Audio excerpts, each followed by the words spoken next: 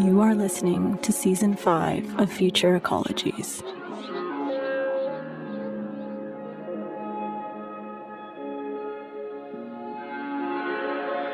Okay. Should we jump in right where we left off? Sure. Just for new listeners, my name is Mendel. And I'm Adam. And this episode is a continuation of the last one about what post-disaster recovery looks like when there is no post to the disaster. Just one crisis after another. Fires, floods, landslides, you name it. So this is part 5 of our series, On Fire. Don't worry, you don't need to go all the way back to the beginning to understand what's going on here. But if you haven't already, you may want to listen to the previous episode to get oriented. That's On Fire, underwater.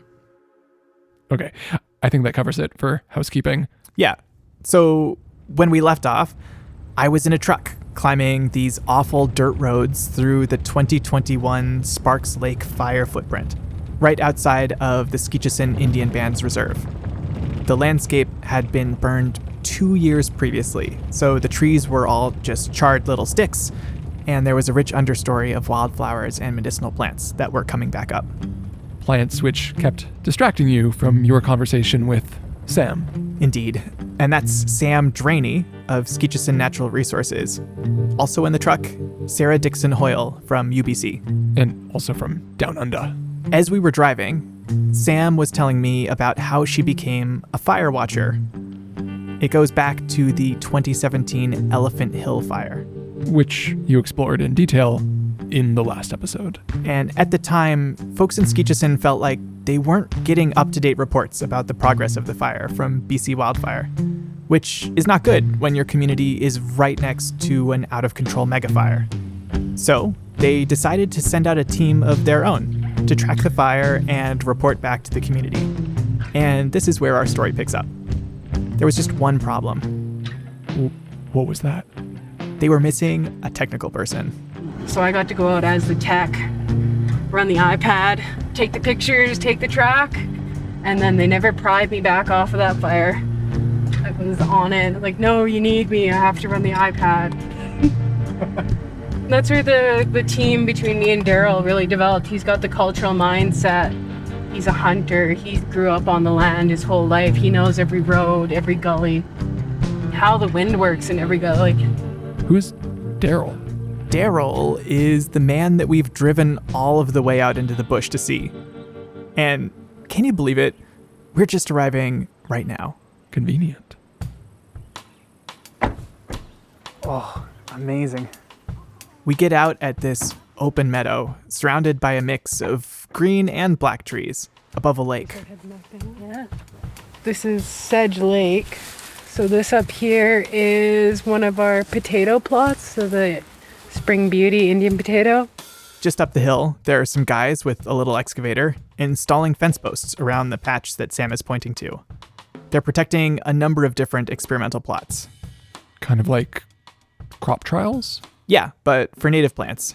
And man, I really wish I knew that you could install fence posts with an excavator. Would have saved me a lot of back pain. You live and learn. Anyway, pretty immediately, we're greeted by the man that we came here to see. Hi, Daryl, I'm Sarah. Daryl. Nice to meet you. Adam. Nice to meet you. Great to meet you. You know me. Oh, yeah. My name's Daryl Peters. I'm from Deadman's Creek Valley. People call it Skeetchestn now. Oh, so you finally got someone to introduce themselves. I'm proud of you. So tell me more about Daryl. Well, Daryl is kind of the do-it-all guy for Skeetchestn Natural Resources. Be it fisheries, forestry, ranching. No matter what comes up, I'm always involved. That's what I do for the band, territorial patrol, going through all our whole territory and then going into the overlap to the other bands and seeing who's doing the work and who's doing the ranching in the areas, who's doing the mining, and that's how I got to know everybody all in a great big circle. So naturally, he was one of the folks that Skeetchestn sent out to track the Elephant Hill fire in 2017. And Sam came along. to run the iPad. Yeah, to do the tech stuff. And I followed Daryl on the fires. I was just right there behind him, especially on Elephant Hill. Felt like a little baby deer, just following behind. I was so excited. Yeah. Learning so much and just like continued learning. So what were they actually there to do? They were there to be boots on the ground and eyes on the fire because they felt like they were being left out of the loop. We felt like we weren't getting up-to-date information on what was happening, where the fire was going. So we were actually going out and actively GPSing the edge of the fire so we knew how close it was getting to a reserve so we could make a call on when we were going to evacuate. What are we going to do to protect ourselves? Because in any of the recent fires, we weren't going to back down. We weren't going to leave. We weren't going to leave our homes to be protected by somebody else that maybe doesn't have the same values, let alone our own values out on the land and us, being out and using it actively. So I was able to map the fire daily, map the fire line, show the data we were collecting in a way people can understand it, and just really latched on to Daryl and Elephant Hill and didn't let go. But that's where Fire Watch, that's what it is for me, is just actively watching the fire. Going to the head of it and Yeah. taking our GPS points and watching what fuel it's taking up and which wind directions and knowing the time of day of where things are going, how your weather's in effect. That's what I've learned from my grandmother, and watch and listen and record in your mind of where things are going, how long it takes, because when you have different fuel loads, the fire travels at different time lengths, and that's when it crawls up into the trees. That's why you see some of the trees. I'll just chime in here to say that Daryl spoke in great detail and at length about the many different factors that he's considering when he's watching a fire and making judgments about how it's going to move, where it's going to go. It's so much knowledge. And probably too much detail for this conversation. Yeah, and I think Sam summed it up really nicely. Just like actively using our traditional ecological knowledge to make calls to help our community make choices. Guardians of the land is who we are, because that's where we naturally come from. And as I was standing there, listening to Sam and Daryl go back and forth, I couldn't help but imagine how I would feel watching a fire that was barreling towards my community. So I asked them about it. It's a huge mix of emotions. I connect very spiritually to fire. Elephant Hill was a learning experience for me. I fell in love with fire on that. The way it moves, the way it acts. I always connected it to a woman's spirit. She puts on a performance, she dances, then she goes to sleep at night. Sparks Lake, again, really spiritual connection. I understood what it was doing. I agreed with what it was doing. It was reclaiming our land for us. It was restarting the succession. Tremont, that's a different monster. It was robotic. It was mismanaged. That was a mass amount of burns that kept awakening a fire that to me was trying to go to sleep. It was tired, but the back burns just kept going wrong. They weren't taking input from Skeetchestn or the ranchers, and we've all been on the land our whole lives. And they were just lighting stuff up that didn't need to get lit up. So you go from understanding what's happening to just feeling empty on the inside because what we live on is now gone. Hold on, I'm a little confused. What made the Tremont fire so different from Sparks Lake and Elephant Hill? Weren't Sparks Lake and Tremont burning around the same time, just on two different sides of the Thompson River? Yeah, from my understanding from Sam and Daryl, there were a number of things, but a big part was that a different set of folks from BC Wildfire were in charge of the response on Tremont than at Sparks Lake. And at first they didn't even want Skeetchestn involved. The head guy didn't want us to go work in there or be part of it, and I was like, well, this is our territory, this is our home, this is our place, and you're telling me that I cannot go there. I just went back to the traditional rule of This is our land, our home, our jurisdiction. He was First Nations too, and then I just told him, I says, well, you're First Nations, you should know where your territory starts and ends, right? And he said, yes. I says, well, that's what I'm doing too. I'm overriding what you want just for the government table, back to my traditional rule, to be the keeper of the land, to look after stuff. So that's when they let us back on the fire. But from their telling, once they got back onto the fire after this delay, they were run ragged, just trying to deal with what they perceived to be mistakes that BC Wildfire was making in their response. For example, backburns lit at the wrong time of day, in the wrong place, or even the wrong side of the mountain. And it was like me and Sam were just checkerboarding all over the areas. It was like, you go be lookout over there, I'll take this fire over here, get control here. You go scout for me in the other areas to see what had to be looked after in the proper manner. And once they let us do that, then we started getting control on the fire and keeping it away from the people's houses, and we started saving a lot and capitalizing in areas. That's when everything got better for us, is when they actually started listening to our information and what we wanted to bring to the table. And eventually, of course, the 2021 Tremont and Sparks Lake fires burnt themselves out. But they took a huge toll on the land and on everyone who was involved with the response. I was emotionally done after the last set of wildfires. Is it okay to call that burnout? Is that all right? It is. It was burnout. I still am. I took a 6-month leave and I just tried to completely check out. But in that 6 months, I did a lot of soul searching. There's nowhere else I'd rather be. I could have ran and been on the pipeline or been bartending or whatever. But this is where I'm meant to be. This is my journey. I feel like I'm meant to be a warrior for the land. And I can't imagine how some of the other community members feel. There's just been a huge change within our own community, it feels like, since the fires. I just hope it changes for the better soon. What kind of change is she talking about? The kind of change when most of your territory and your economic base have just gone up in smoke in the span of a few years. As soon as the fires came through, it just kind of burnt us out of house and home again. And now we're restarting of where we were 20 years ago, 30 years ago.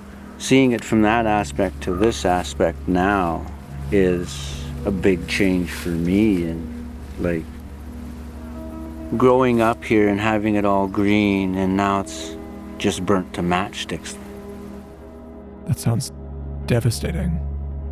But the thing about fire watching is that they see the damage and the loss and the changes. But afterwards, at least in some places, they also see the regeneration. I call plants my friends. So after Sparks Lake and Tremont, when I finally was allowed to go back into the bush, I went out with the girl I was training, and I was so excited to see my friends, where I didn't even do much work that day. I was like, we gotta harvest, we gotta spend time with them, we need to get reacquainted and see how they're doing. And you know, I still have that same view that every spring I get out, I get to go see my friends again. And throughout this whole cycle of wildfire and recovery, they've been building their capacity to keep boots on the ground in their territory.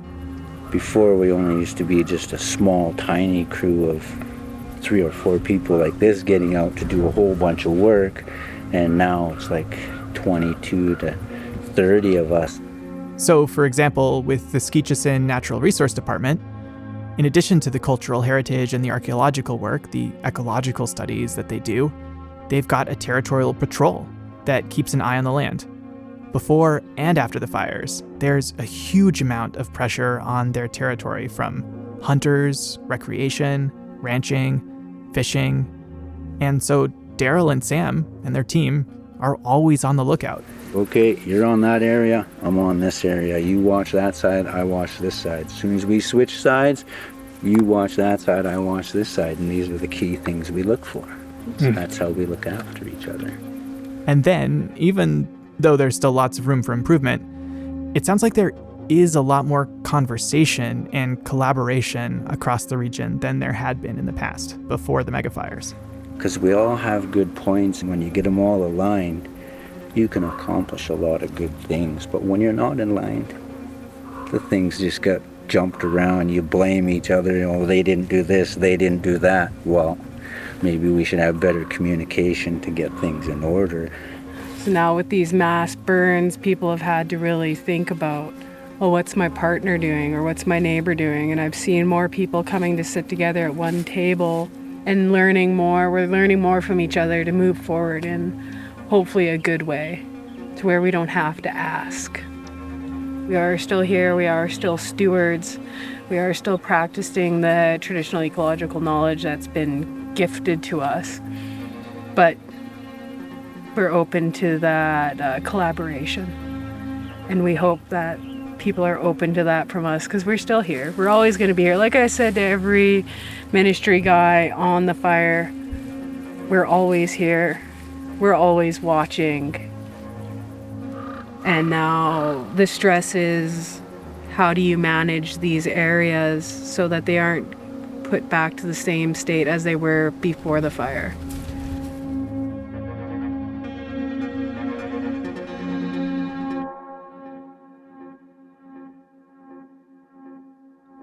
So, how do you manage these areas so they don't get back to the same state that they were before the fires?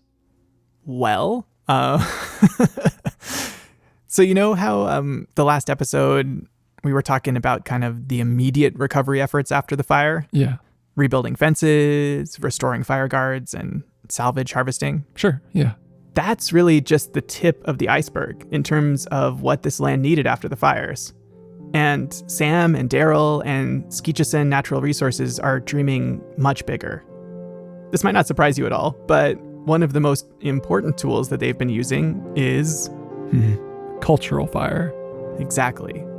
Daryl started doing burns on the Skeetchestn Reserve back in the early 2000s.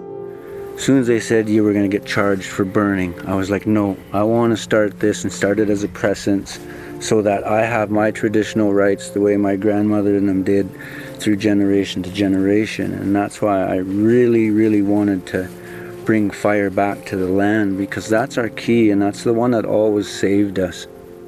And this actually surprised me a little bit to hear, but at first, even Skeetchestn folks were a little bit nervous about Daryl's burns because it had been so long.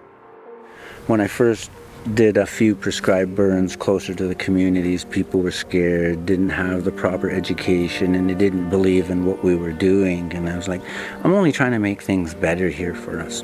That just shows how recent cultural burning is back to our community.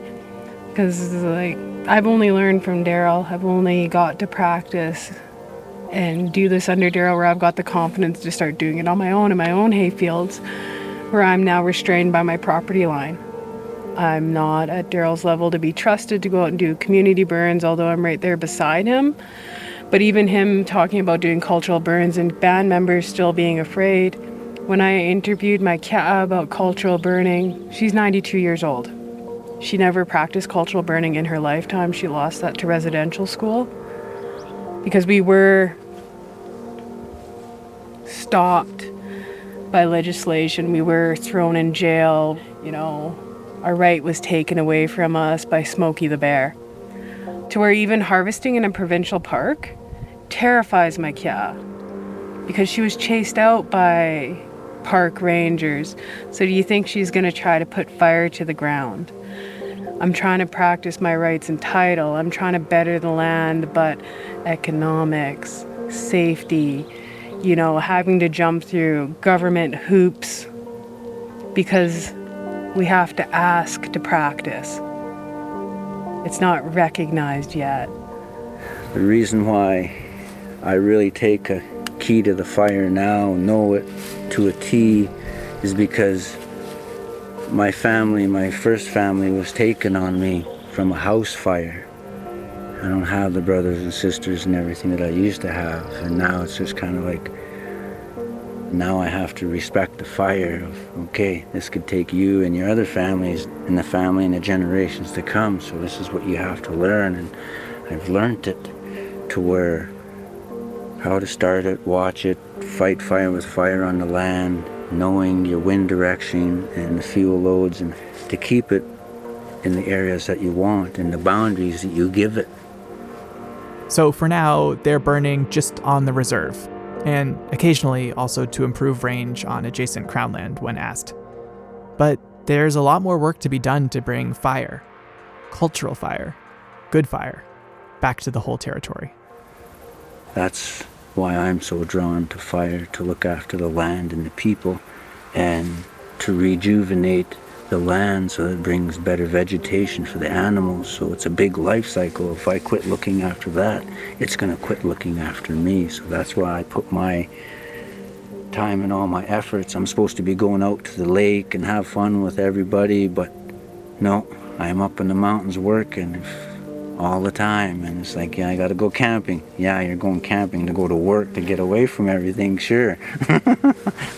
I don't take that time off. If I do take that time off, then I'm losing my connection for what I do, to go sit on a lake. I'd rather have that time up here. So, no vacations for Daryl. Definitely no vacations for Daryl. And I took this as a bit of a cue to let him get back to work with his crew. We packed ourselves into Sam's truck to head back down to the valley. And along the way, she had some final thoughts to share with me about what it means to work out on the land. It's a lot of reclaiming that knowledge that we've lost.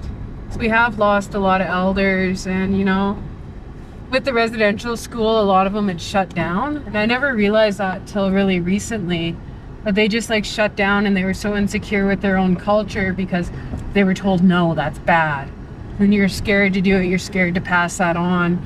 But in my generation, I'm noticing a huge thirst for that knowledge. We want to reclaim our culture. We want to relearn it, but we don't have, unfortunately, that direction above us because of the traumas and the intergenerational trauma that's been passed down to us, so we're healing still. When I started my journey to being sober, I really reconnected to the land and seen its value on my journey, physically, emotionally, spiritually, mentally. And I seen how sick it was. And anyone that is pursuing sobriety, I always tell them, you need to go get reconnected with the land. But when this is what they have to reconnect with, it doesn't really build them up. And I had to say that to a lot of people during the fires because, we were hurt. We all ran away to the hills when we were down. We all go hunting. We all go berry picking with our kids or aunties or moms.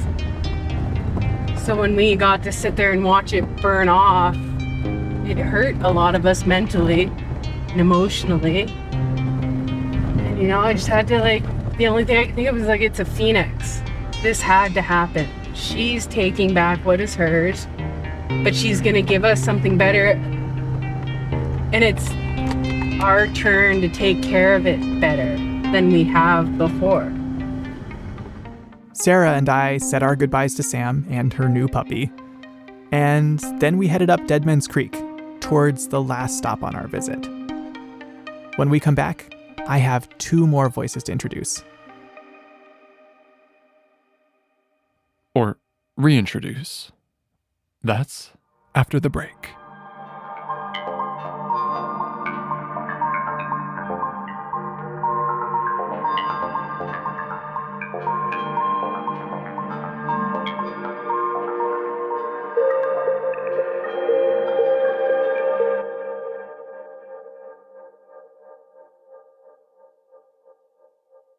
Wait, Quahoidep, Marian Ignace in Squaxt, Kalmuchask Ari Kulkilkat, Elna Aliens Quamakuloch, he's a Mapjum's Stukoloch.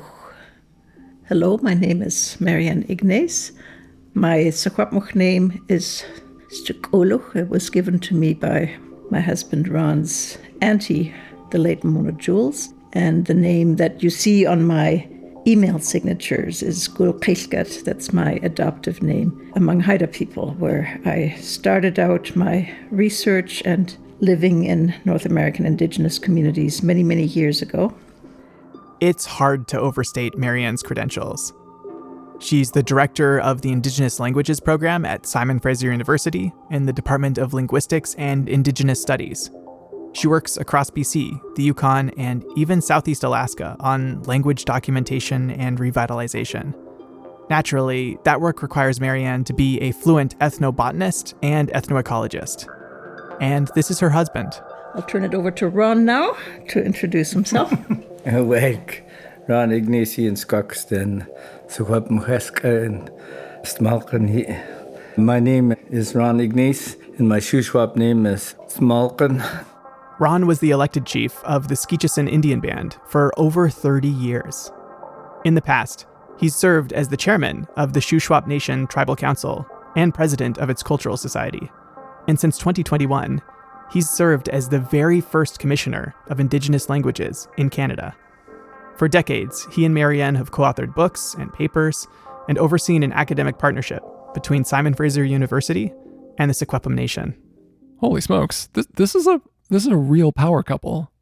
And these are the same folks that we met in the cold open in the last episode, right? Do people know what that is? The beginning. Yes, in fact. And the reason that I knew I had to talk to them was because of a paper that they'd recently published with Sarah Dixon Hoyle about the concept of walking on two legs. So naturally, I asked them about where this idea came from.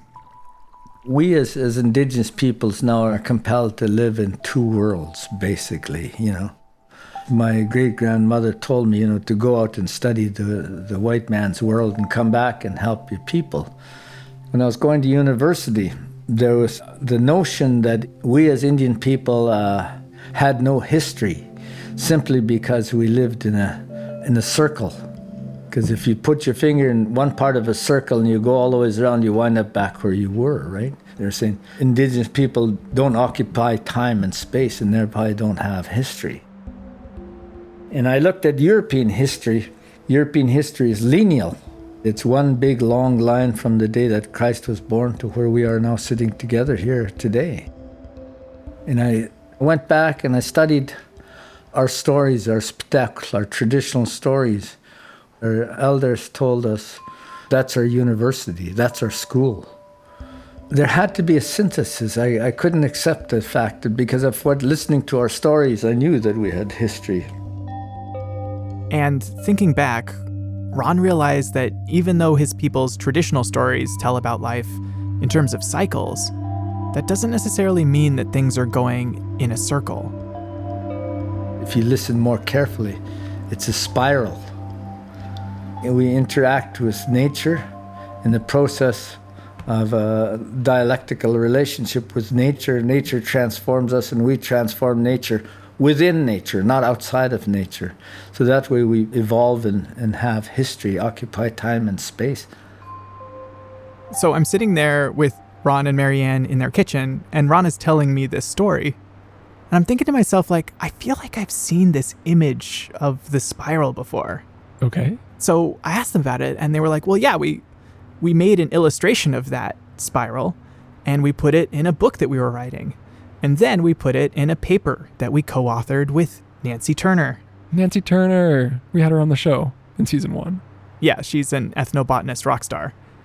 I read this paper that they wrote all those years ago, and I swear to God, it's been shaping the way that I think about Indigenous knowledge ever since. That spiral is lodged in my brain. Wow. And I'm sure I'm not alone. Anyway, Ron and Marianne would keep returning to those traditional stories in their work as a wellspring of ideas. And we started studying our laws. We have Secwépemc laws. Even our own constitution that goes back 5,000 years. And we have transformer stories. Mendel, are you familiar with transformer stories? Not the robot movies. No, not the robot movies. Okay. Well then, no, I am not. Okay, well, to summarize briefly, if I can, many First Nations have stories of a time when the world was unrecognizable to us today. full of monsters and animals that spoke and walked as humans do. Then came the Transformers, supernatural beings who changed and rearranged things to make them the way that they are today, more or less. On the coast, Raven is often a key transformer, whereas in the interior, Coyote takes on that role. Transformers utilized their knowledge that they were given from the elders to transform cannibalistic type of animals, transformer animals that caused us harm. And reciprocal accountability and responsibility is all embedded in those stories. But the morals of these stories are not always so easy to reconcile. We have a coyote story that tells us not to copy other people's ways, but that it causes us great harm and grief if we just adopt them and take them on unquestionably. And yet there's another story which West Coast Transformers come up after they met up with Coyote and admonished that we should be working together to help each other and to look after each other's interests. To Ron, these stories at first felt contradictory. Like, how are we supposed to maintain our own ways and identity, but at the same time interact with and learn from and help other people who have a very different worldview? Right, like there's this one story that tells us not to adopt other people's ways, and then this other story tells us that we need to work together and learn from other people. Yeah, and at the same time, here he was, studying his traditional stories and studying in the academy. So in some ways, he was already embodying that contradiction. And then he thought back to residential school, how he and his fellow students would be punished for speaking their language. But I learned that if I thought in Secwépemc, they couldn't beat me for what I thought. And thinking back on those difficult times, he and Marianne realized that, in a similar way, his elders had been hiding their own religion in the church. What do you mean by that? Our people were doing a similar thing in a way, because our traditional beliefs, our religious and spiritual beliefs, were under severe attack. And Ron could remember his time as a child, sitting on a church pew, listening to his elders sing Shuswap prayers. It dawned on me that a portion of our spiritual belief that we had that was being condemned by the priests were actually being sung and performed in the church without the priest knowing it because they didn't know the language. So clearly, one system of knowledge and beliefs could survive even when embedded or hidden within another system of knowledge or beliefs. But you know how there's a lot of discussion right now about integrating Indigenous knowledge into the academy and into land management, and I guess into just about everything else? Yeah, it's kind of a recurrent theme on this podcast. Many people have used the terms to integrate Indigenous knowledge into Western sciences, but guess who loses out, right? In the process of that, it tends to be Indigenous knowledge becoming a footnote or an afterthought, as opposed to having our own validity and purpose and ways of doing things that can make change in the world. So Ron and Marianne get to thinking, well, if you can embed Indigenous knowledge into a Western way of thinking, then why not do the reverse? Why not flip that model on its head and say, let's stand on one leg of Indigenous knowledge and on one leg of Western science, but we're going to walk with an Indigenous heart and mind. And so that's where I began thinking about the strategy of walking on two legs, bringing the two knowledges together without losing yourself, but maintaining control over Western knowledge. Because to me, Western science, by and large, is a rogue science, that if you don't manage it and control it, it goes rabid on you. And in addition to not having a moral compass, Western science doesn't hold a monopoly on science. Yeah, our elders did scientific experiments, and they were not afraid. And in so doing, they reached out to other forms of knowledge and were utilizing, in their own way, walking on two legs. And by bringing in Sarah, we were walking on her leg. 4 legs. 4 legs. So we got 6 legs. That's so cute. And I was actually just thinking that what Sam and Daryl and Sarah are doing out on the land is kind of exactly this, right? Like utilizing some of the tools and trappings of Western science, but moving very deliberately from a place of Secwépemc values. Yeah, they're doing it on the land, and they're doing it in the paper that they wrote. This metaphor of walking on 2 legs definitely emerges directly from what's going on in Secwépemc territory and thought. It's a concept by and for Indigenous people who are making use of Western science while also reclaiming their own knowledges. But as a settler, I also took something from the metaphor. Isn't taking stuff kind of the meaning of being a settler? I can see how I walked right into that. But did you get there on 1 or 2 legs? Okay, what I meant to say was that as a settler working with Indigenous people, the idea of walking on 2 legs says to me that it's probably good to remember that I'm not the protagonist of the story that's unfolding. Right, yeah, you're part of it, but you're an appendage. Yeah, an appendage. And I'll just go out on a limb here and suggest that as an appendage, you really don't want to get out of step with the folks that you're working with.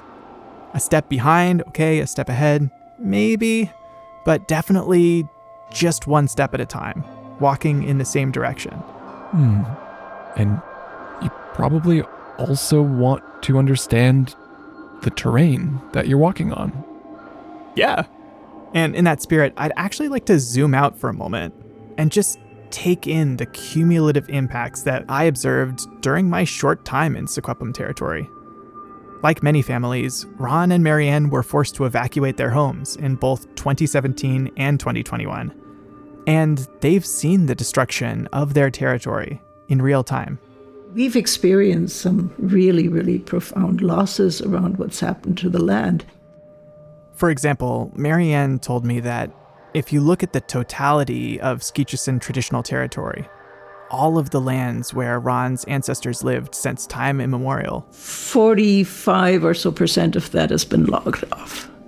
Another 40% has been seriously harmed by the 2 wildfires in succession. It really means, in the end, 15 or so % of that part of Secwépemc territory is still in the kind of shape that we want it to be in. And that, to me, is really, really scary. And we've got to do something about it to leave a legacy for our children and grandchildren. Not only is it the forest devastating, when they come by after the forest and they say, oh, we got to take these, harvest these trees, these burnt trees, which then they go in and rip up the land and further impact the land. And then once those machinery leave, then the second pounding that comes along is the cattle grazing. And what they do is they compact the soil, and the soil turns rock hard, and my medicine plants can't grow, and what's left the cows eat. So we're really good at compounding destruction on the land,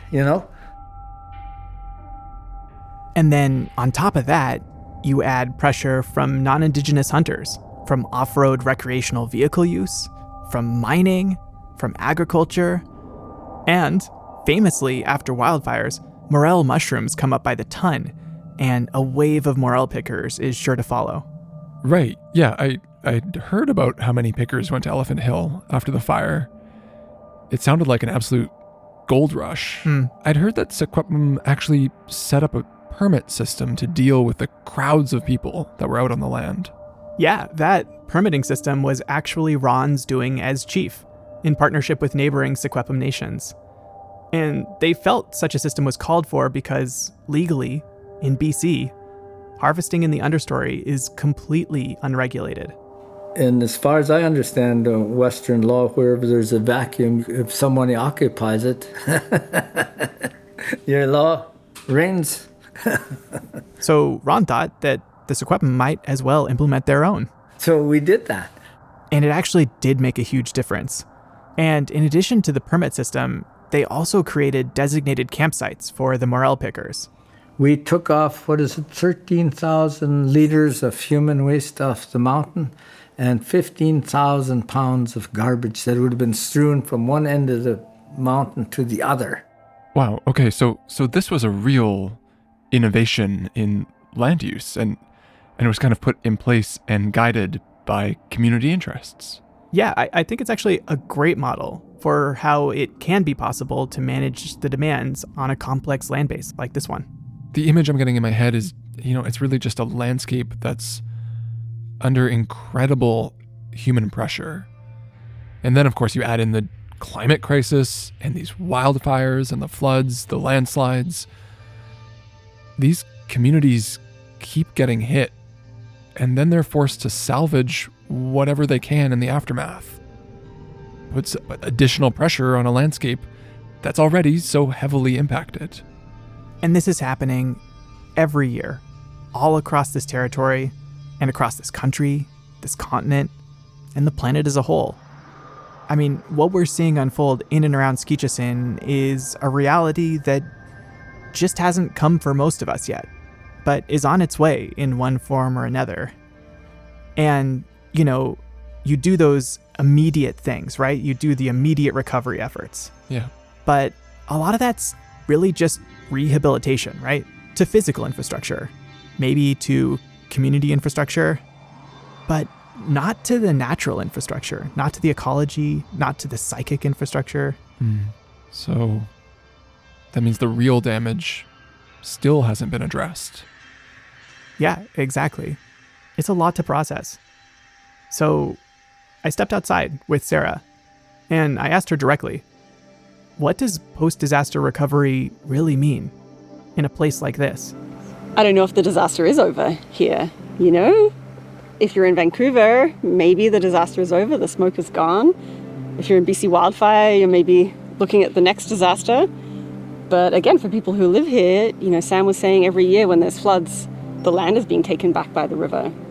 People often say natural disasters. There's nothing natural about this. It's a hazard event, it's a fire, it's a flood.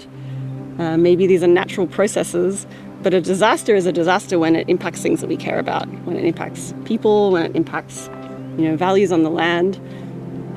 And those impacts, the scope and scale of those impacts is not natural. It's due to decisions that have been made over decades, if not centuries. What got us to this point that it became such a disaster, and why is it continuing? Well, it's continuing because we keep burning fossil fuels, and we keep pushing the land to its absolute limits. We're living in the disaster. I mean, the folks at Skeetchestn certainly are. And for the most part, the media attention and the funding that descended on these communities in the immediate aftermath of the fires has departed about as quickly as it arrived.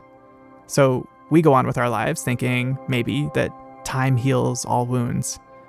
But some of these wounds run really deep, and they're certainly not beyond our ability to help heal.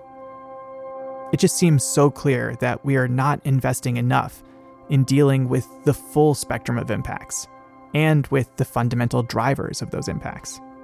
Yeah.